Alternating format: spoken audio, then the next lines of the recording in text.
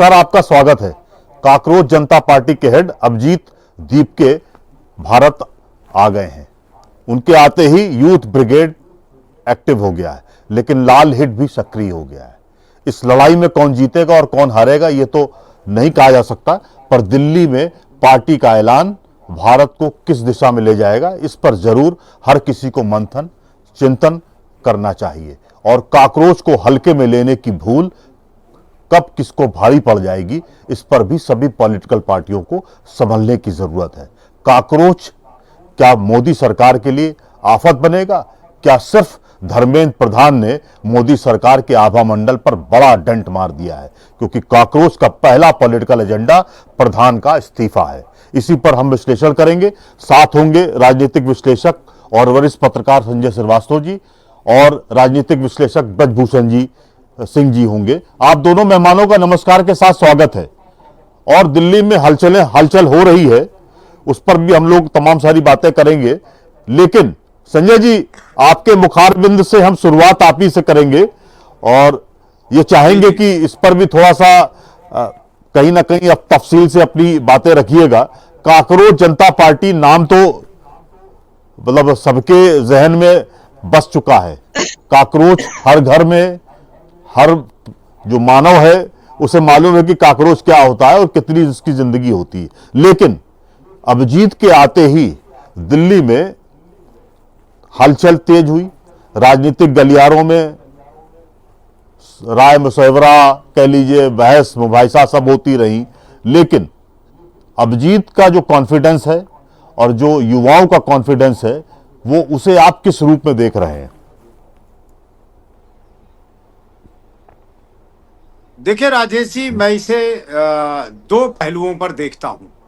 एक पहलू वो है कि हम लोग जब से 6 तारीख को दीपिके ने कहा कि इंडिया पहुंचेंगे और इस आंदोलन को धार दी जाएगी, इंस्टाग्राम के जरिए, फेसबुक के जरिए जिस तरीके से लोग काकरोच जनता पार्टी के साथ जुड़े और 2.5 करोड़ से ज्यादा लोग सिर्फ 7-8 दिनों में ही जुड़ गए, तो मुझे लगा कि धर्मेंद्र प्रधान के खिलाफ एक काफी बड़ी मुहिम, और उसमें खास तौर से जेनजी जो भारत का है, जो 18 से 25 साल का युवा है, वो इसके साथ जुड़ रहा है। तो इसके परिणाम निश्चित तौर पर सामने आएंगे। लेकिन जब दीपिके इंडिया आते हैं और जिस तरीके से आने के बाद उन्हें आनन फानन में दिल्ली सरकार से जंतर मंतर पर धरने और प्रदर्शन की इजाजत मिल जाती है, धीरे धीरे करके जेनजी, सुबह आप देखिए 9 बजे तक मुझे लगता है सैकड़ों में भी संख्या नहीं थी, और धीरे धीरे करके जैसे जैसे सूरज आसमान में चढ़ने लगा, वैसे वैसे हमारा जो जेनजी है, यूथ है, मुझे लगता है देर तक सोने की आदत हो गई है, 11-12 बजे उठकर वो वहां पहुंचने लगा, तो जाके भीड़ बढ़ी है।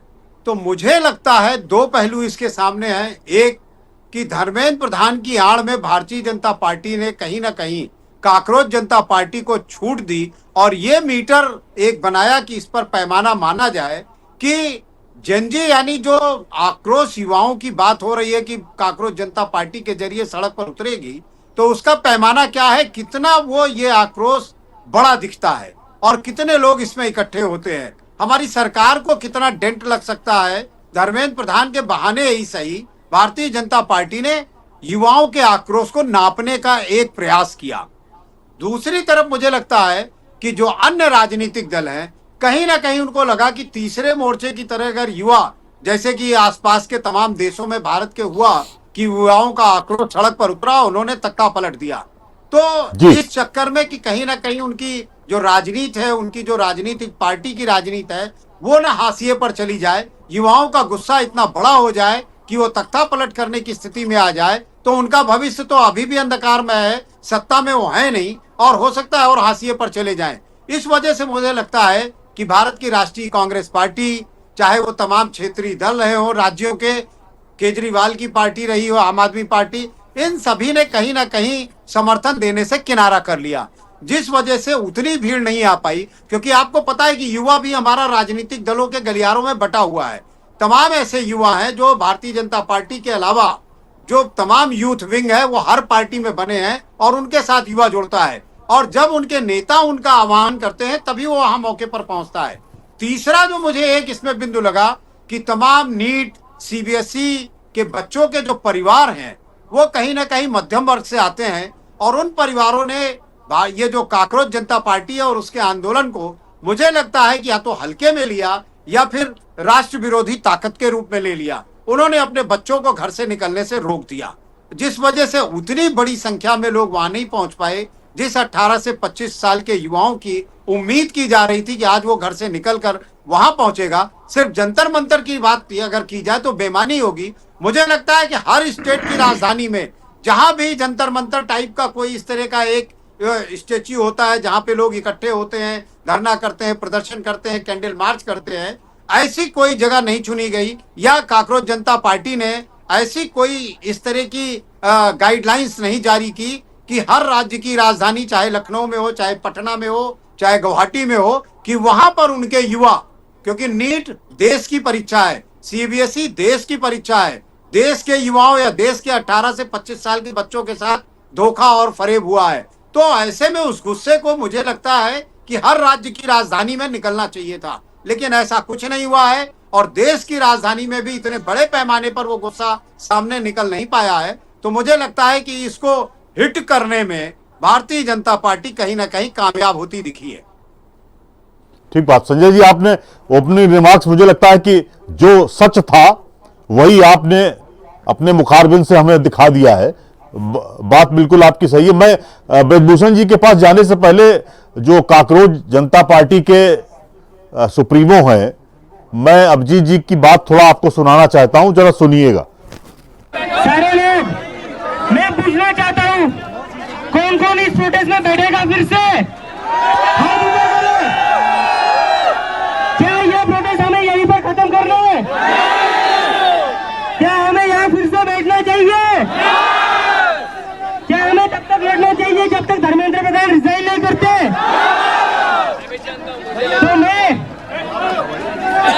सारे सपोर्टर्स के बिहाफ पर यह अनाउंसमेंट करता हूं, हम धर्मेंद्र प्रधान को कहते हैं कि 5 बजे तक रिजाइन करिए। अगर आपका 5 बजे तक रिजाइन नहीं आता है, रेजिग्नेशन नहीं आता है, तो यह आंदोलन पूरे देश भर में चलेगा।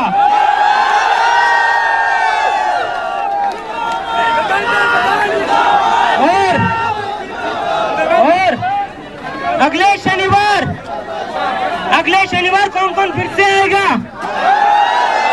अगले शनिवार कौन कौन फिर से आएगा?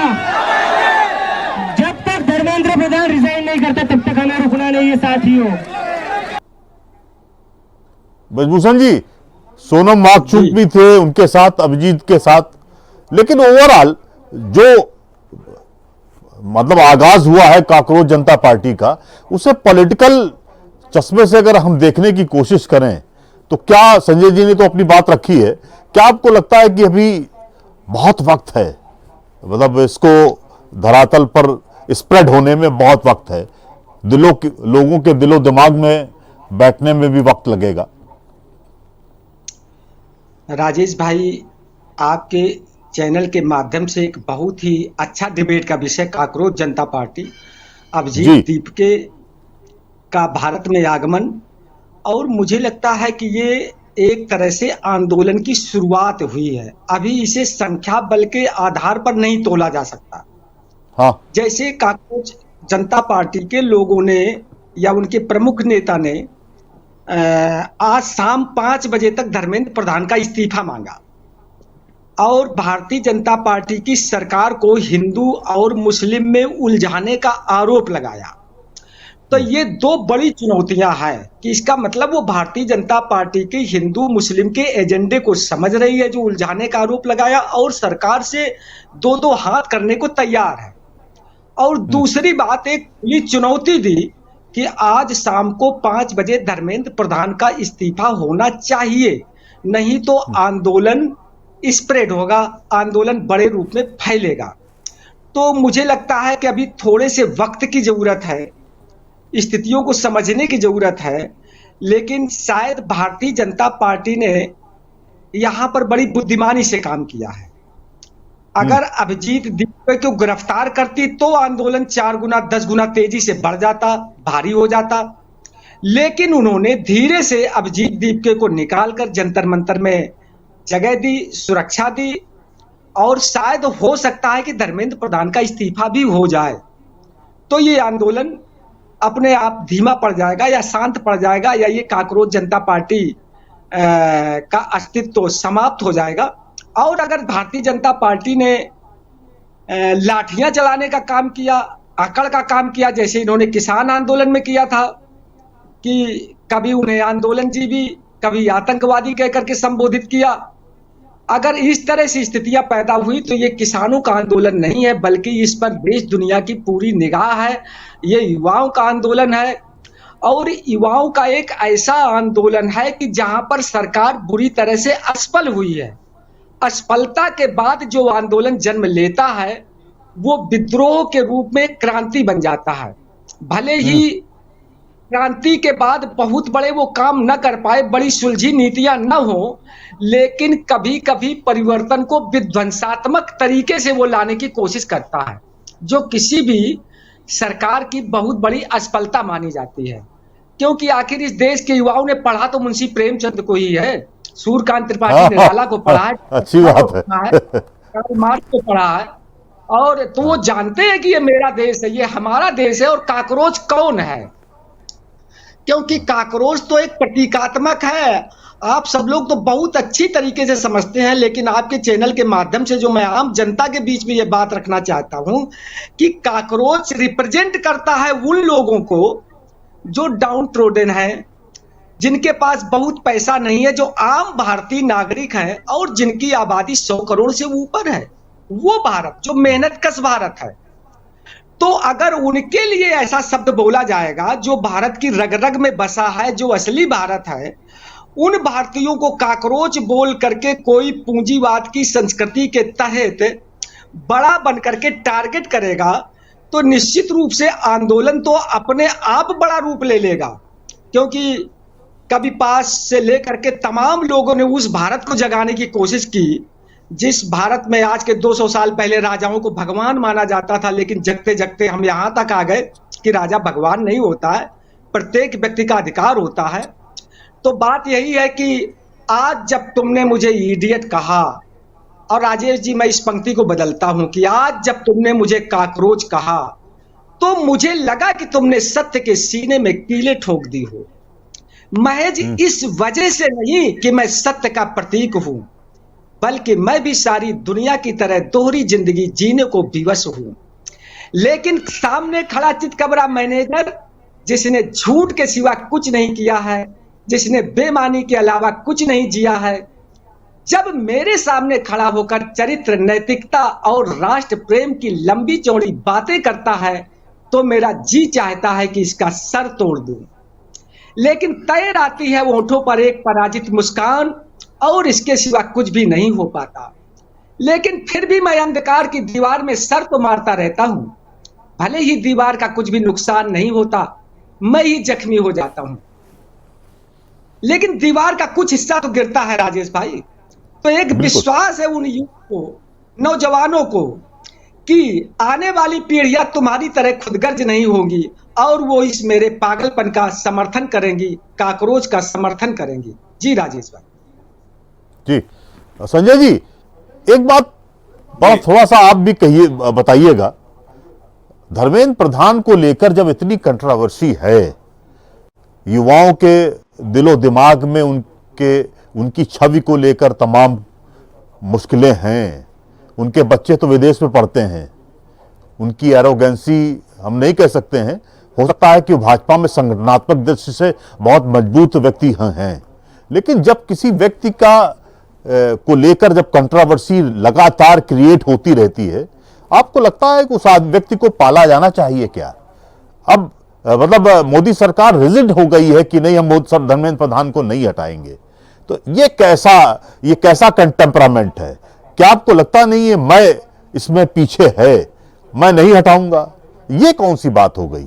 आप लोकतांत्रिक व्यवस्था में रह रहे हैं, तो किसी भी व्यक्ति या किसी भी व्यवस्था में रिजिड होना अच्छी बात नहीं मानी जाती है। आज के डिजिटल युग में माता पिता और बच्चों के बीच में रिजिड जैसा होना अब खत्म हो गया है, अब दोस्ती हो रही है। एक जमाना था जब बेटा हो या बेटी हो, पिता को देखते थे तो लगता था कि एक बबर शेर आ गया है घर में और मुझे उस अनुशासन में उसकी अनुशासन की बनाई हुई जो लकीर है उसके अनुसार ही चलना होगा। लेकिन आज माता पिता अपने बच्चों के दोस्त हैं। ऐसी स्थितियां अगर है, समाज में इस तरह का बदलाव आया है, तो फिर ये क्यों रिजेक्ट होना और विवाद को और विवादित करते चले जाना, ये कहां की सोच है और कहां की समझदारी है? देखिए राजेश जी, धर्मेंद्र प्रधान का इस्तीफा अगर भारतीय जनता पार्टी को या केंद्र की सरकार को ले लेना था तो अब तक वो हो गया होता।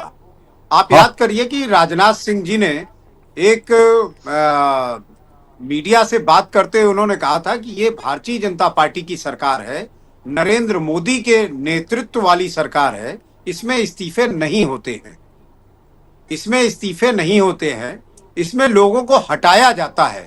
और वो कब हटाया जाता है, मैं याद कराऊंगा कि रविशंकर और प्रकाश जावड़ेकर ऐसे केंद्रीय मंत्री थे जिनके यहां सुबह से शाम तक तमाम भारतीय जनता पार्टी के बड़े नेता और राज्य मंत्री स्तर तक के लोग दरबार करते थे कि साहब देखे रहिएगा हमारी कुर्सी बची रहे। उनको लगता था कि ये वो बड़े दो नेता हैं जो लोगों की कुर्सियां बचाए रख सकते हैं। लेकिन जब उन दोनों लोगों को कुर्सी से हाथ धोना पड़ा तो लोगों को समझ में आया और प्रकाश जावड़ेकर और उनको भी, प्रसाद को भी समझ में आया कि हमारी कुर्सी तक ही सुरक्षित नहीं, क्या बनेंगे। लेकिन क्यों था? क्योंकि वो मोदी पे आ गया था कि भाई ये तो मीडिया में यही लोग बड़ा चेहरा बन के सामने जा रहे हैं, फोटो खिंचवाने के लिए, वीडियो शूट कराने के लिए तो मैं दिन भर में 10 बार कपड़े बदलता हूं, तो मुझे स्क्रीन पे नहीं आने दे रहे। ये दोनों खुद ही स्क्रीन को कब्जा कर रहे हैं, इसलिए उन दोनों को कुर्सी गंवानी पड़ी, ना कि इसलिए कि जनता में अलोकप्रिय हो गए थे या जनता या युवाओं के साथ कोई ऐसा छल कपट कर रहे थे जिसकी वजह से उन्हें इस्तीफा देना पड़े, उनको हटाया जाए। अनुराग ठाकुर की भी कमोबेश ऐसे ही कुर्सी गई कि कुछ ज्यादा ही उछलने कूदने लगे थे। तो उछलने कूदने का काम तो सिर्फ एक ही आदमी के पास है, तो उसको बड़ा नागवार गुजरा कि अरे मैं उछलू कूदूं तो ठीक है, ये कहां से उछल कूद नया लड़का आके मचा रहा है। आज तक वो केंद्रीय मंत्रिमंडल में राज्य मंत्री भी अब नहीं बन पा रहे हैं, भले उछल कूद और ज्यादा उन्होंने कर दी है। तो मेरा कहने का इशारा ये है कि अगर धर्मेंद्र प्रधान का इस्तीफा लेना था तो अब तक वो ले चुके होते।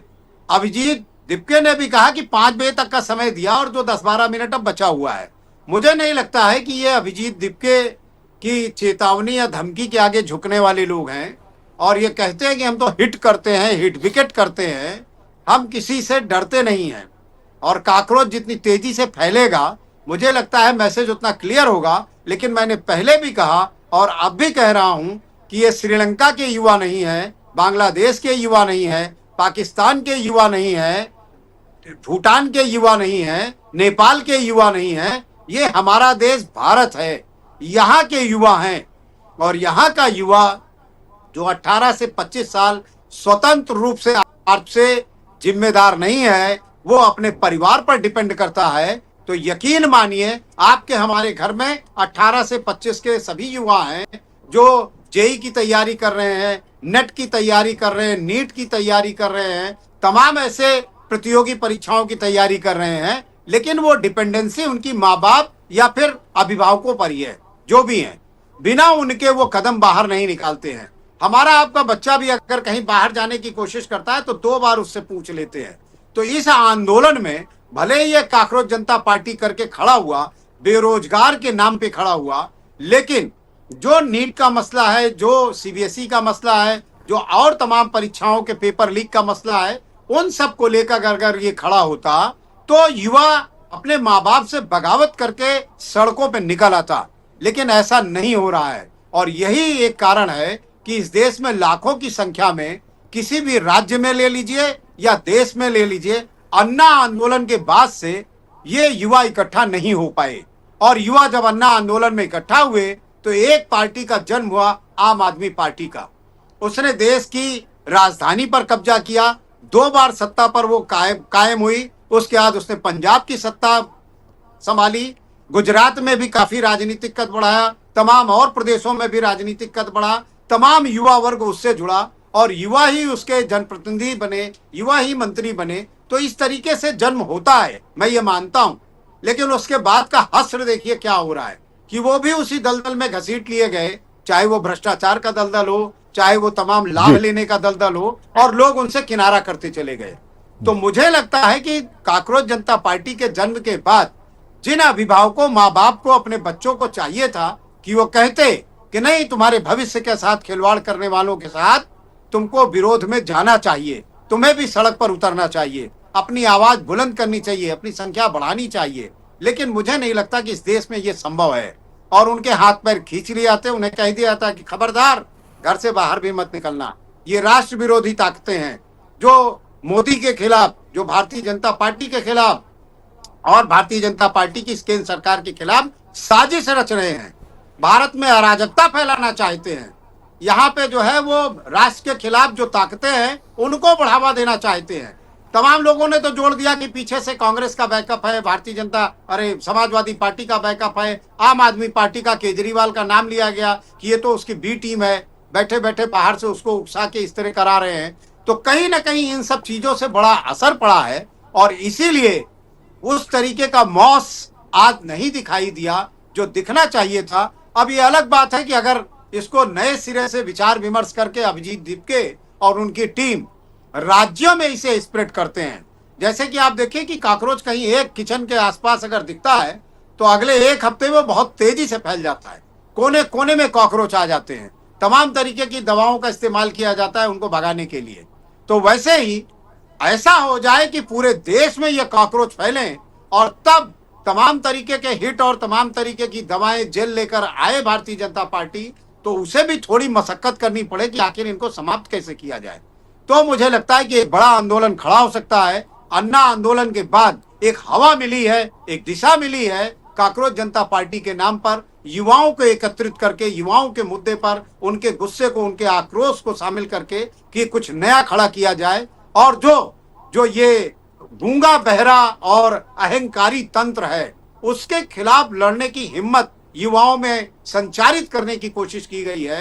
तो मुझे लगता है कि जो उन्होंने कहा कि अगले शनिवार तक पूरे देश में ये काकरोच जनता पार्टी का जो आक्रोश है वो दिखेगा, अगर ऐसा होता है तो मेरी उनको शुभकामनाएं हैं। ऐसा हो तो बहुत अच्छा होगा, देश के लिए भी, युवाओं के लिए भी, अभिभावकों के लिए भी, प्रतियोगी परीक्षाएं देने वालों के लिए भी, हम सब के लिए भी। ठीक बात है संजय जी, मुझे लगता है बेलौस तरीके से आपने बात रखी और यही है, यही जो पीछे है पूरा काकरोच जनता पार्टी के पीछे का जो ब्लूप्रिंट है वो यही है जो आपने अपने मुंह से रखा है हमारे सामने। मुझे लगता है वो एक वही लाइन ऑफ एक्शन भी है और वही उनका ब्लूप्रिंट है, या कह लीजिए पूरी परिभाषा है उसी में, उसमें शामिल होने की जरूरत है। और इस पर हम अभी और थोड़ा सा तफसील से बात करेंगे। ब्रजभूषण जी, 2 दिन से प्रधानमंत्री लगातार ये कह रहे हैं कि देश में कांग्रेस अराजकता फैला रही है और उसी के बहाने उन्होंने काकरोच जनता पार्टी को भी शामिल किया, वो अपरोक्ष तरीके से ही शामिल किया हो, लेकिन एक मैसेज देने की कोशिश की कि देश में अराजकता या अराजक मानसिकता को बल देने के लिए कोशिशें हो रही हैं। वो वक्त आ गया कि सब लोग पहचाने उन्हें और उन्हें मुंह तोड़ जवाब दें। तो ये जो बातें हैं प्रधानमंत्री जो कह रहे हैं, आपको क्या लगता है कि उसी वजह से काकरोच जनता पार्टी को आशातीत जो सफलता मिलनी चाहिए थी आज जंतर मंतर में या दिल्ली में, वो नहीं मिल पाई? राजेश भाई, अभी काकरोच जनता पार्टी को सफलता और असफलता के मानक से देखना उनके साथ अन्याय होगा, बेमानी होगी। क्योंकि जब असंतोष जन्म लेता है और उसे फलने फूलने का समय भी अगर मिल जाता है, क्योंकि अभी असंतोष ने जन्म लिया है, अगर ये सरकार हर धर्मिता में रही तो ये असंतोष बड़ा रूप ले लेगा। क्योंकि जब भी पूरी दुनिया में कोई क्रांति हुई है तो वो कभी भी प्रायोजित नहीं हुई है कि जिसकी डेट्स, जिसके समय निश्चित हो। ये हो जाएगा। और कोई भी संसार में राजनीतिक विश्लेषक कभी भी किसी भी क्रांति की भविष्यवाणी भी नहीं कर पाया है कि इसका अंतिम हस्त क्या होगा। अंतिम हश्र की भविष्यवाणी कोई कर ही नहीं सकता है, क्योंकि ये क्रांति छिपे हुए रूप में आती है और पता नहीं किस अंधेरे में घर घर प्रवेश कर जाती है। क्योंकि जब देश आजादी की लड़ाई भी लड़ रहा था, तब भी उन क्रांतिकारियों को उनके माता पिता ने घर से सुसज्जित करके नहीं भेजा था, बल्कि घर से निष्कासित ही कर दिया था। तो सवाल ये है कि यूथ कैसे हट सकता है अपनी टैग लाइन से, जिसने कहा कि अगर धर्मेंद्र प्रधान का इस्तीफा नहीं हुआ तो इसका मतलब है कि एक टैग लाइन है, एक क्रॉस लाइन है कि जहां पर सरकार को कुछ ना कुछ सोचना पड़ेगा।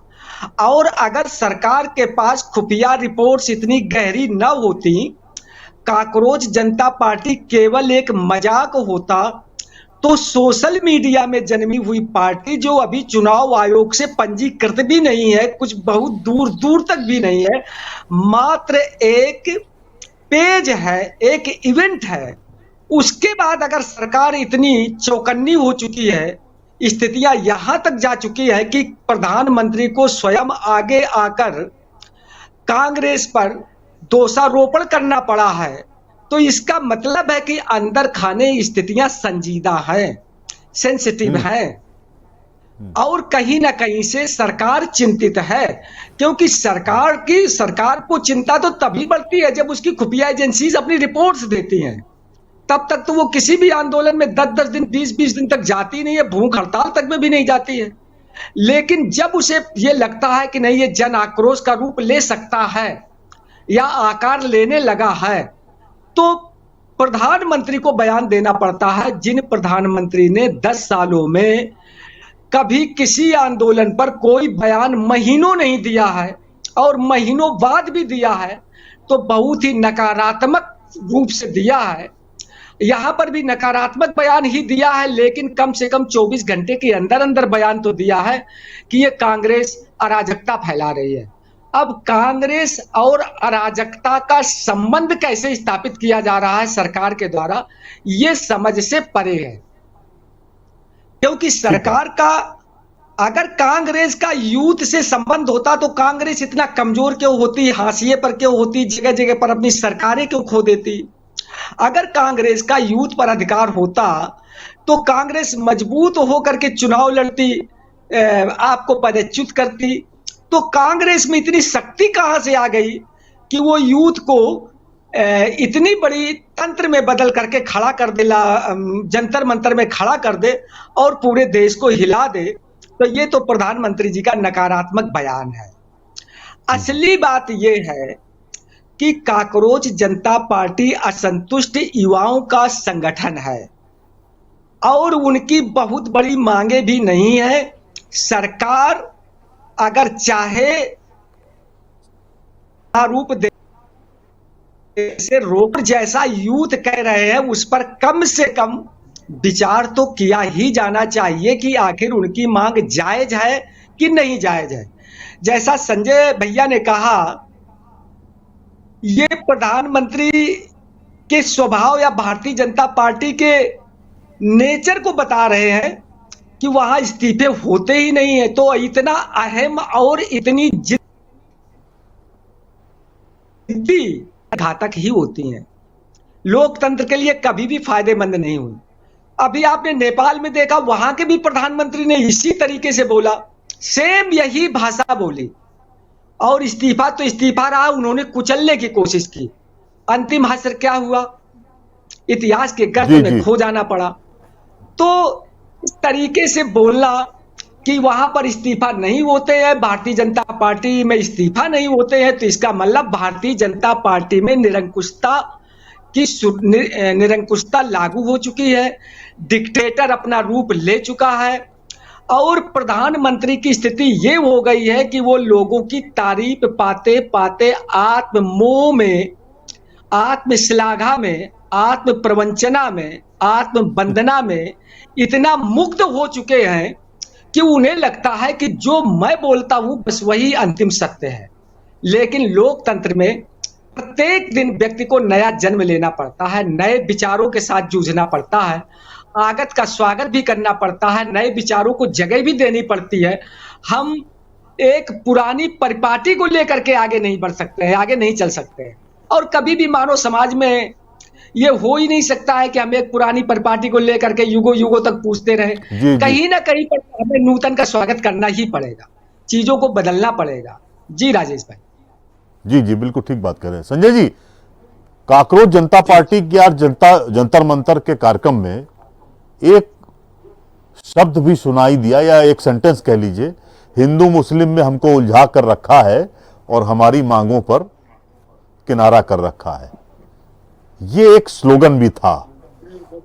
इसे आप किस रूप में देख रहे हैं? भारतीय जनता पार्टी यही तो चाह रही है कि देश हिंदू मुस्लिम के गहरी लकीर में बटा रहे, उसका विभाजन उसके दिलो दिमाग में छाया रहे, और चेतन मन में वो लकीर इतनी गहरी हो जाए कि दिवा स्वप्न में भी वो लकीर और गहरी दिखती रहे। क्या आपको लगता है इसके पीछे का कुछ ट्विस्ट देख रहे हैं क्या? देखिए राजेश जी, भारतीय जनता पार्टी की कोशिश जब से 2014 से भारतीय जनता पार्टी की केंद्र में सरकार आई है, उसके बाद से लगातार राज्यों में उसका विस्तार होता रहा है। आज मुझे लगता है कि 70 से 75% भारत के राज्यों में भारतीय जनता पार्टी की ही सरकार है। और आप देखिए किस तरीके से सुनियोजित तरीके से, मैं कहूँगा कि कश्मीर से लेके कन्याकुमारी तक कश्मीर फाइल बनाई गई, केरला फाइल बनाई गई। तो हिंदू मुसलमान के मुद्दे को उठाने के लिए या उसे स्प्रेड करके और जनमानस में हिंदुओं के दिलो दिमाग में उसे बसाने के लिए इस तरीके की फिल्में बनाना, तमाम वेब सीरीज बनाना, तमाम जो है उस तरीके के प्रोग्राम्स करना और मीडिया के माध्यम से उसको बिल्कुल जनमानस तक ले जाना, ये भारतीय जनता पार्टी की पूरी कोशिश होती है। आज भी मैंने तो नहीं सुना कि अभिजीत दिपके ने कोई इस तरीके की बात कही कि हिंदू मुसलमान ही करना चाहते हैं भारतीय जनता पार्टी वाले। जी जी। लेकिन मकसद तो यही है भारतीय जनता पार्टी का। हर चुनाव, आप बंगाल का चुनाव तो अभी बीता है, आप देखिए उसमें भी कैसे हिंदू मुसलमान ही किया गया और हिंदू मुसलमान करके एसआईआर किया गया। और एसआईआर के बाद जब चुनाव हुए तो आप किस तरीके से देखिए 90% तक की 90% प्लस पोलिंग हुई और उसका फायदा किसे मिला।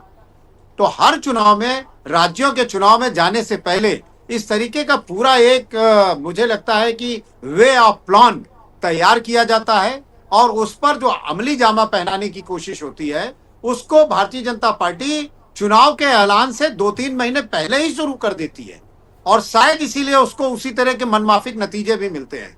मैं यहाँ एक छोटा सा उदाहरण दूंगा, ब्रजभूषण जी भी हैं कि आप देखिए, मैंने इसलिए कहा कि बहुत बड़े रूप में यहाँ के युवाओं का आंदोलन भारत में बहुत बड़े पैमाने पे, आप देखिए मुगलों के समय में ले लीजिए, आप अंग्रेजों के समय में भी देखिए, छिटपुट आंदोलन होते थे, छिटपुट युवा क्रांतिकारी दल इकट्ठे होते थे, चाहे वो चंद्रशेखर आजाद का दल रहा हो, भगत सिंह का रहा हो, तमाम ऐसे दल थे जो 1857 का बीज बोते बोते और क्रांति होती रही। छिटपुट घटनाएं होती थी लेकिन कभी भी पूरे देश में एक साथ वो इकट्ठा नहीं हो पाए। आप देखिए एक छोटा सा उदाहरण, 1977 का चुनाव ले लीजिए असम में, उसमें प्रफुल्ल कुमार महंतो, भृगु कुमार फूकन जींस की पैंट और टी शर्ट डाल के मुख्यमंत्री पद की शपथ ली थी। एक युवा आंदोलन था असम में, उसमें सैकिया या जो भी उसमें मुख्यमंत्री थे उनके खिलाफ, और किस तरीके से वो आंदोलन युवाओं का असम में खड़ा हुआ और वही 18 से 25 साल के युवाओं ने सरकार बना ली थी। वहां पे युवाओं ने ही उसको पलटा था। लेकिन उसके बाद से हश्र क्या हुआ, असम तो छोड़ दीजिए, पूरे नॉर्थ ईस्ट से लेके पूरे दक्षिण में कहीं भी युवाओं के आंदोलन का जिक्र नहीं हो पा रहा है। आज 2026 हो गया और ना इस तरीके से किसी सरकार का तख्ता पलट हुआ। तो मेरा ये कहना है कि युवा, आप देखिए ना कितने परिवर्तन हुए राजेश जी इधर 20-25 सालों में। मुझे नहीं लगता है कि नॉर्थ इंडिया में हम लोग बैठे हैं, बताइए किस विश्वविद्यालय में छात्र संघ का चुनाव हो रहा है, कहाँ छात्र संघ है? दिल्ली में डीयू और जेएनयू में तो हो रहा है, लेकिन बाकी आप देखिए उत्तर प्रदेश, राजस्थान, मध्य प्रदेश, यहाँ सब बताइए कि किन राज्यों में विश्वविद्यालयों में छात्र संघ जीवित है, छात्र संघ का चुनाव हो रहा है, चाहे वो धड़े एनएसयूआई के हो, एबीवीपी के हो, वहां भी राजनीतिक गलियारों का दबदबा रहता था, लेकिन ऐसा खत्म कर दिया है। तो मुझे लगता है इस वजह से छात्र राजनीति को जब आपने खत्म किया, जो नर्सरी होती है राजनीति की, राजनीतिक पार्टियों की, उसको ही समाप्त कर दिया है इन नेताओं ने। तो अब वो छात्र राजनीति से निकल कर आने वाले युवा, उनका आक्रोश, उनका गुस्सा पनप ही नहीं पा रहा है। और यही बड़ी वजह है कि आज का आंदोलन जैसे का आगाज ही बड़ा होना था। आज जो आगाज था, इतना प्रचार हो रहा था 4-5 दिनों से, मैं तो सुन रहा था कि लोगों में, कि मुझे लगता था कि लखनऊ में भी आज 10-20 हजार युवा जो है वो पटेल चौक पर या फिर गांधी चौक जो हजरतगंज का है वहां इकट्ठा होंगे। एक चक्कर भी मैं लगाया, लेकिन कहीं कोई नजर ही नहीं आया। तो कम से कम तख्ती बैनर वहां भी लेके 150 लोग इकट्ठा होते तो कहा जाता कि हाँ चिंगारी फूटी है और चिंगारी कई जगह फैली है, तो अब आग तो लगनी है। लेकिन ऐसा कुछ हुआ नहीं। तो मुझे लगता है कि ये जो समय दिया है इन्होंने, अगर सिर्फ धर्मेंद्र प्रधान के इस्तीफे तक का समय है, उसके बाद ये अगर रजिस्टर्ड कराते हैं चुनाव आयोग में, पार्टी के रूप में लंबे ले जाना चाहते हैं, तब तो इनका भविष्य देखना होगा। लेकिन उसमें भी वही बात आएगी कि क्या भारतीय जनता पार्टी के जो छात्र हैं या युवा हैं, एनएसयूआई या कांग्रेस के जो युवा हैं और तमाम राजनीतिक दलों के युवा हैं, वो क्या कॉकरोच जनता पार्टी के साथ आएंगे? अगर आते हैं तो निश्चित तौर पर एक बड़ा संगठन खड़ा होगा युवाओं का, और उसका भविष्य में किस तरीके से आने वाले चुनाव में योगदान होगा वो भी देखने लायक होगा, निर्णायक भी कहा जा सकता है। लेकिन मुझे लगता नहीं कि मॉस लेवल पर इस जी जो मुझे लगता है कि जो विचारधारा एक है उसको कहीं ना कहीं बिल्कुल पैठ बनाने में लगी रहती है। और आप चुनाव के पहले देखिए ऐसी घटनाओं को अंजाम दिया जाता है जिससे उनको इसका पूरा लाभ मिले। और अब राजनीतिक दलों को भी कहा जाता है कि भाई मुसलमानों की बात मत करो, तुम यादवों की बात मत करो, तुम दलित और पिछड़ों की बात मत करो। चाहे मायावती की पार्टी हो, समाजवादी पार्टी हो, कांग्रेस हो, कि दलित के नाम पर वो थी, बड़ी पार्टी बन गई थी। अब उनका वोट बैंक कहाँ है? तो आज अगर चुनाव जीतना है तो आपको पूरे मॉस को लेकर चलना पड़ेगा। आपको जो है जो 80% अधिसंख्य के हिंदू आबादी है उसकी बात करनी पड़ेगी, उसकी बात सुननी पड़ेगी, और उसी की बात को आगे बढ़ा के आप अपने राजनीतिक दल को जीवन दे सकते हैं, उसमें प्राण फूंक सकते हैं। अगर ऐसा करने में आप असफल हैं तो निश्चित तौर पर आप खत्म हो जाएंगे। और यही भारतीय जनता पार्टी ने इसी टाइप की एक बड़ी रेखा खींच दी है, जिस रेखा को आगे मुझे लगता है कोई राजनीतिक दल उस रेखा के आगे अपनी बड़ी रेखा खींचने में नाकामयाब हो रहा है या वहां पहुंच ही नहीं पा रहा है। तो ये बड़ी सफलता है भारतीय जनता पार्टी की, हिंदू मुसलमान करना। और इसीलिए वो राज्यों के लगातार चुनाव जीत रहे हैं, केंद्र में ही बार बार चुनाव जीतकर सरकार बनाने में कामयाब हो जा रहे हैं। हाँ, ये बात अलग है कि कुछ राज्यों में लोकसभा में उनकी सीटें कम आई, उत्तर प्रदेश में भी आधे से कम आई, लेकिन फिर भी वो सरकार बनाने में कामयाब रहे हैं। अब आगे आने वाले चुनाव में किस तरीके से होता है आप देखिए। तमाम ये मुद्दे हैं, युवाओं का मुद्दा है, बेरोजगारों का मुद्दा है, महिलाओं का मुद्दा है, और पुरानी पेंशन की मांग को लेकर मुद्दा है, तमाम अराजकता है, तमाम तरीके का भ्रष्टाचार है, ये सब मुद्दे हैं। लेकिन सब मुद्दे बेमानी हो जाते हैं जब चुनाव के ठीक पहले हिंदू मुसलमान का मुद्दा आ जाता है। तो लोग कहते हैं, अधिसंख्य हिंदुओं को मैंने कहते सुना है कि भाई सब कुछ ठीक है, बहुत बेईमान है, बड़े चोर हैं, बड़े भ्रष्ट हैं, कुछ नहीं करते हैं।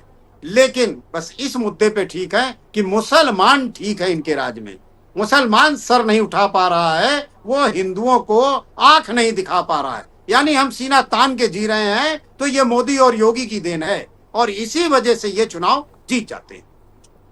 ठीक बात है। संजय जी, फाइनल कमेंट इसी पर करेंगे आपसे। ब्रजभूषण जी, एक बात जी। संजय जी से भी अभी हम फाइनल कमेंट लेंगे, लेकिन आपसे भी फाइनल कमेंट ले रहे हैं। पिछले 15-20 दिनों से लगातार ये बात चूंकि हिंदू मुस्लिम की हो रही है, उसी पर अब आप समापन भी करेंगे।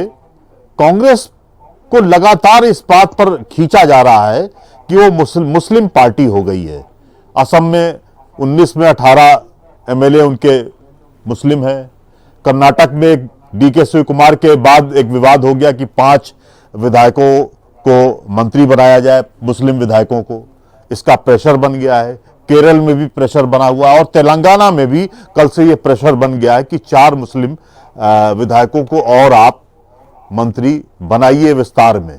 तो ये क्या मैसेज दिया जा रहा है कि कांग्रेस केवल और केवल मुस्लिम पार्टी हो गई है, वो मुसलमानों का ही हित देखती है, वो हिंदुओं से उसका कोई सरोकार नहीं है। ये नैरेटिव सेट किया जा रहा है। क्या यूपी के चुनाव में ये मुश्किल होगी क्या कांग्रेस के लिए? राजेश भाई, 1990 तक ये देश हिंदू मुस्लिम भूल चुका था।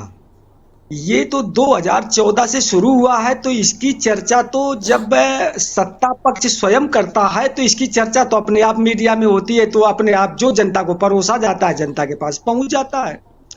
लेकिन कांग्रेस में सांगठनिक दृष्टि से भी देखो तो 95% से ज्यादा हिंदू हैं, और टोटल एमएलए और एमपीस में देखो तो भी 80 से 85% ज्यादा है, मतलब हिंदू ही है। और इस तरह का नैरेटिव सेट करना ये इस देश के लिए खतरनाक एजेंडा है। इस देश का सांस्कृतिक वातावरण इस तरह का है नहीं, लेकिन ये एक बहुत छोटे काल के लिए, बहुत छोटे समय के लिए, 15 वर्ष, 20 वर्ष, 25 वर्ष के लिए इस तरीके से एजेंडे को जिस तरह से सेट किया गया है, और देश निर्णय नहीं ले पा रहा है, जबकि ये हिंदू मुस्लिम जैसा एजेंडा इस देश की आम जनता के बीच में नहीं है, बल्कि सरकार के द्वारा प्रायोजित एजेंडा है। और प्रायोजित एजेंडा है तो वो ज्यादा चर्चा पा जाता है।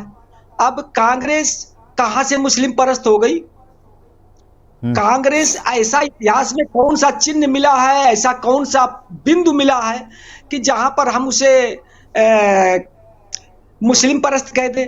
ये बात तो ऐसी हुई कि एक नदी के दो किनारे गांव बसे हुए थे, और एक व्यक्ति बाहर से पर्चे छपवा लाया और एक किनारे लगवा दिया कि दूसरे किनारे वाले कह रहे हैं कि हम उनको देख लेंगे, वो कितने शक्तिशाली हैं, हम उन्हें सहन नहीं करेंगे, उनका वो हमारा अपमान करते हैं। और दूसरी दिशा में भी यही पर्चा लगा दिया गया कि उस साइड वाले कह रहे हैं कि हम उनको देख लेंगे, और आम जनता में चर्चा होने लगी कि उस तरफ वाले हमारे दुश्मन है, दूसरे वाले नदी किनारे वालों ने कहा वो हमारे दुश्मन है, जबकि उनकी युगों से कोई दुश्मनी हुई नहीं थी। लेकिन इस कंटेंट को परोसा गया और लोग चर्चा करने लग गए, करने लग गए, और धीरे धीरे लड़ने भी लग गए, और स्पष्ट पाला बट गया नदी का उस पार और नदी का इस पार, और वो पाले में, बटे हुए पाले में आज रहने लगे। तो हिंदू मुस्लिम कोई नैरेटिव नहीं था, ये जबरदस्ती देश में परोसा गया है। ये भारत का सांस्कृतिक राष्ट्रवाद भी नहीं है, जबरदस्ती इसे हमारे मस्तिष्क में संप्रेषित कराया गया है। क्योंकि किसी भी तरीके से एक राजनीतिक दल भारतीय जनता पार्टी को लगातार सत्ता में रहने का एकमात्र साधन के रूप में प्रयोग करना है, उपयोग करना है। और भारतीय जनता पार्टी को मैं धन्यवाद देता हूं कि सरकार में इसने हिंदू मुस्लिम नहीं किया। सरकार में आईएएस बनने में किसी मुस्लिम को नहीं रोका, किसान सम्मान निधि लेने में किसी मुस्लिम को नहीं रोका, मनरेगा की मजदूरी लेने में किसी मुस्लिम को नहीं रोका, सिपाही बनने में किसी मुस्लिम को नहीं रोका, अरब कंट्री से व्यापार करने में सरकार बहुत आगे रही। वहां पर कहीं पर कोई मुस्लिम परस्ती जैसी स्थितियां दिखी ही नहीं। मैं आ रहा हूं संजय जी फाइनल कमेंट के लिए जी। स्थिति केवल दिखती है मात्र वोटों के लिए, मात्र राजनीति के लिए, मात्र सिर्फ। जी राजेश भाई नमस्ते। ठीक बात। संजय जी एक छोटा सा सवाल है और अपनी आप बात कहिएगा। यूपी में बहुत सारी चीजें चल रही हैं, स्पॉन्टेनियस रिएक्शन में लोग गुस्सा भी निकाल रहे हैं, घर की महिलाएं भी बहुत सारा बातें कर रही हैं, लेकिन मैं हिंदू परिवारों की और हिंदू मानसिकता की बात कर रहे हैं। सूर्या को मारने वाले असद का जब एनकाउंटर हुआ तो उसका जो स्पॉन्टेनियस रिएक्शन सामने आया उसमें था कि सब कुछ तो ठीक है, लेकिन बाबा ने ये काम जो किया है, यही काम तो बस बाबा का यूएसपी है, इसी पर हम वोट देते हैं। मैं इसकी मतलब बहुत भंडार कसी से बात कर रहा हूं आपकी, मतलब इस तरह खुनेपन से कोई बात करता नहीं है, शायद चैनल में भी, और यूं भी सामान्य तौर पे बात नहीं करता, लेकिन जो हिंदू मुस्लिम की गहराई है उसकी बात को समझने की आवश्यकता है। असद का इनकाउंटर हुआ तो पूरे हिंदू समाज में ये परसेप्शन बिल्ट हुआ कि ये बाबा का तरीका है, ये उसकी यूनिक यूएसपी है, और सब कुछ ठीक है, किनारे करो, बाकी चीजें खत्म है, सारे मुद्दे किनारे हो गए, सब कुछ हो गया। तो क्या इन ऐसी स्थितियों में भाजपा को हराना क्या नामुमकिन हो गया है? क्या नामुमकिन तो नहीं है राजेश जी, लेकिन मुश्किल जरूर है। अब तो ये टैगलाइन हो गई है, युवा हो, महिला हो, पुरुष हो, रिटायर्ड आदमी हो, बेरोजगार हो, देखिए कहीं ना कहीं कोने में एक लाइन मैं कह रहा हूं, और हमेशा के लिए ये लाइन हमको लगता है यही चलेगी, कि जो जी। हिंदू हित की बात करेगा वही देश पर राज करेगा। हाँ। यानी आज जो समाज में रहने वाले लोग हैं उनको ये टैगलाइन बहुत सूट करती है, और भारतीय जनता पार्टी उसी पे चलती है, चाहे वो असद का एनकाउंटर हो और चाहे जो अभी ब्रजभूषण भाई ने कहा ना कि तमाम हाँ। जगहों पर पक्षपात नहीं कर रहा है, राशन भी मिल रहा है, मकान भी मिल रहा है, शौचालय भी बन रहा है, जी। तमाम योजनाओं में पैसा भी मिल रहा है, सम्मान निधि भी मिल रही है, उसमें मुसलमान पीछे नहीं है, क्योंकि वो तो राशन कार्ड और योजनाओं के उसके नाम पे मिल रहा है। लेकिन ब्रजभूषण भाई, विधायक और सांसद का टिकट तो भारतीय जनता पार्टी नहीं दे रही है ना। राज्यसभा में हाँ। इक्का दुक्का भेज देती, शाहनवाज हुसैन कहीं मंत्री बन गए, मुख्तार अब्बास अंसारी कहीं बन गए, लेकिन उसके बाद उनको भी अब साइड लाइन कर दिया है। आप बताइए कहां विधायक का टिकट बीजेपी जो है किसी मुसलमान को दे रही है, किसी राज्य में किसी मुसलमान को जो है वो सांसद का टिकट दे रही हो। तो जहां मेन स्ट्रीम वाला मामला है, जहां से पूरे मॉस लेवल पर हिंदुओं को मैसेज देना है, उसमें भारतीय जनता पार्टी कोई कोताही नहीं बरतती है, सीधे वो हिंदू हित की बात करती है। और यही मैसेज बाबा ने असद का एनकाउंटर करके दिया, और तुरंत दूसरे ही दिन बिजनौर में एक सभा करके मैसेज दे दिया कि भाई दोस्ती में छुरेबाजी करोगे तो बख्शेंगे नहीं। लेकिन ये मैसेज सिर्फ दोस्ती में छुरेबाजी सबके लिए नहीं था, ये सिर्फ हिंदू मुसलमान का एक मैसेज था कि मुसलमानों तुमको हम छोड़ेंगे नहीं, और हिंदुओं को मैसेज देना था कि हम तुम्हारे ही हैं, तुम्हारे लिए हम मुसलमानों को नहीं छोड़ेंगे, हाँ। तो तुम हमारे बने रहो। बाबा कह रहे हैं कि बटोगे तो कटोगे, यानी हिंदुओं तुम मत बटने उठने की फिक्र में आओ, कांग्रेस के चक्कर में मत पड़ो, समाजवादी पार्टी के चक्कर में मत फंसो। और यही वजह है कि मुझे लगता है समाजवादी पार्टी का जो मूल वोट बैंक है मुस्लिम और यादव, मुस्लिम भले ही भारतीय जनता पार्टी में ना आ रहा हो, लेकिन यादव वोट बैंक में जरूर डेंट लग गई है, और 10 से 15% यादव, क्योंकि वो टिकट भी यादवों को दे रहे हैं। अभी आने वाले विधानसभा में भी देखिएगा 5-10 यादवों को टिकट देगी भारतीय जनता पार्टी। तो यादवों का टिकट काटने में, वो वोट काटने में कामयाब हो चुके हैं। अब रही बात कि जो दलित, पिछड़े और तमाम अन्य वोटर हैं जो माने जाते हैं कि समाजवादी पार्टी को वोट करेंगे, जो माने जाते हैं कि ये कांग्रेस को वोट करेंगे, उनको भी भारतीय जनता पार्टी ने, मुझे लगता है कि कम से कम 25% तो डेंट कर ही दिया है, और वो भारतीय जनता पार्टी के वोटर हैं। सवर्ण समाज भारतीय जनता पार्टी का वोटर है, भले वो गालियां दे रहा हो। देखिए यूजीसी के मामले पर सवर्ण समाज भारतीय जनता पार्टी को पिछले 2 महीने से गालियां दे रहा था, तमाम बिल्कुल एकदम तर्रे कसे हुए थे कि नहीं साहब अब तो भारतीय जनता पार्टी और मोदी को छोड़ेंगे नहीं। लेकिन अब आप बताइए कहां है यूजीसी का मुद्दा? उसने तो साइलेंट कर दिया, मुंह पे उंगली रख ली मोदी और उनकी टीम ने। और बाकी दलों ने क्या किया? टाई टाई फिस हो गया यूजीसी का मुद्दा। अब आज सवर्ण समाज कहता है भाई कुछ भी हो, अब चलो यूजीसी है, देखा जाएगा बच्चों का भविष्य क्या होता है, लेकिन हिंदू मुसलमान के मुद्दे पे भाई तो वोट भारतीय जनता पार्टी को ही देंगे। आप कितना भी सगा हो ब्रजभूषण जी, आप आजमा लीजिए, बात कर लीजिए कि देखिए वोट देते देते वो कहेगा हम साइकिल पे बटन दबाएंगे, लेकिन बाहर निकल गया कहेगा दबा तो साइकिल रहते लेकिन दब गया कमले पे।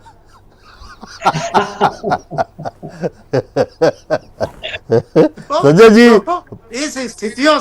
इस स्थिति से फाइनल वाली जो स्थिति है बटन दबाने तक की, उससे कैसे निपटेगी समाजवादी पार्टी? उस मानसिकता जो यहाँ घुस गई है उससे कैसे निपटेगी कांग्रेस, कैसे निपटेंगे कम्युनिस्ट? खत्म हो जा रहे हैं लोग।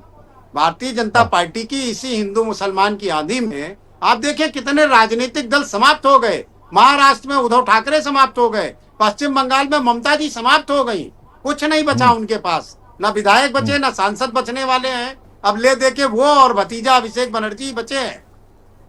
तो मुझे ऐसा लगता है कि इनसे टकराने वाले धीरे धीरे समाप्त हो जाएंगे। वो सच कहते हैं कि वो 2047 तक राज करेंगे, तो ऐसे ही चलता रहा तो 2047 का 20 साल और जोड़ लीजिए, 67 तक राज करेंगे। भाई कांग्रेस ने भी तो यही किया, दलितों को अपना वोट बैंक बनाया, मुस्लिम को वोट बैंक बनाया, पिछड़ों को वोट बैंक बनाया, और ठाकुर पंडित को टिकट दे दिया, अपनी जात का वोट लाओ, बाकी तो हम तुम्हें मुफ्त में ये वोट बैंक दे रहे हैं। और यही करके उन्होंने 70 साल राज कर लिया। तो भारतीय जनता पार्टी वही कर रही है कि हिंदुओं का वोट बैंक लेके बाकी को किनारे कर दे रही है और राज कर रही है। तो अगर इससे निपटने की कोई रणनीति नहीं बनती है राजेश जी और ब्रजभूषण जी, राजनीतिक दलों को मुझे लगता है कि एक हो, भारतीय जनता पार्टी से अगर निपटना है तो एक सबसे पहले तो एक होना पड़ेगा। सीटें के बंटवारे को त्याग कर, तमाम और वैचारिक मतभेदों को त्याग कर एक होना पड़ेगा कि हमें इस पहलवान को हराना है। उस पहलवान की सारी ताकत को नाप कर और उसके हिसाब से इनको काम करना होगा, तभी ये जाके। और ये पीडीए जो अखिलेश यादव कहते हैं ना, पीडीए जी। समर समाज गरियाता है, कहता है रहो तुम पीडीए के, हम तो तुम्हें वोट ही नहीं देंगे। तो क्या ठाकुर, ब्राह्मण, बनिया, लाला अगर इनको 2% वोट नहीं देंगे तो कोई विधानसभा ये जीत के आएंगे? सिर्फ यादव और मुसलमान के वोट से कोई भी पार्टी चुनाव नहीं जीत सकती है, खास तौर से विधानसभा और लोकसभा का। तो अगर इन पर अमल नहीं होता है, इन सब चीजों को ये रिकनेक्ट नहीं करते हैं, उस पर चिंतन और मंथन नहीं करते हैं, उस पर रणनीति नहीं बनाते हैं, तो आप मान के चलिए कि आने वाले विधानसभा चुनाव में हम लोग भले ही कह रहे हैं कि लोगों में बड़ा गुस्सा है, लोगों में बड़ा गुस्सा है, लेकिन वो गुस्सा वही साइकिल और पंजा दबाने जाने वाले हाथ कमल पे बटन दबा देंगे और भारतीय जनता पार्टी की सरकार बनवा देंगे। ठीक बात है सज्जन जी, मुझे लगता है बेबाक और बेलौस तरीके से आपने बिल्कुल साफ विश्लेषण कर दिया। बिजभूषण जी ने भी बहुत बातें कर दी हैं और मुझे लगता है कि ये बातें तो की जानी चाहिए, क्योंकि पब्लिक डोमेन में ये बातें हो रही हैं तो हमको भी ये बातें करनी चाहिए। अब वो हिंदू मुस्लिम, एक जमाना था कि भाई हिंदू मुस्लिम की बातें मत करो, तमाम लोगों पर एक होता है बैरियर तय था कि ये न करिए, ये खबरें न छापिए, ये खबरें न दिखाइए, ये सब था, लेकिन वो आज खत्म हो गया है। भाजपा की सरकार में हिंदू मुस्लिम का ऐसा कोई बैरियर नहीं है वो जिस पर बात ना की जाए और खुले तौर पे बात ना की जाए, वो सब खत्म हो जाए। आप दोनों मेहमानों का बहुत बहुत धन्यवाद। मुझे लगता है कि कांकरोच जनता पार्टी के सहारे जबरदस्त हम लोगों ने पॉलिटिकल एनालिसिस कर ली है। Thank you sir, thank you. आप बहुत होशियार हैं, आपको चाहने वाले बहुत हैं, इस पर जरूर इतराएं, पर सामने वाला नासमझ है, इस सोच पर पुनर्विचार जरूर करें। धन्यवाद।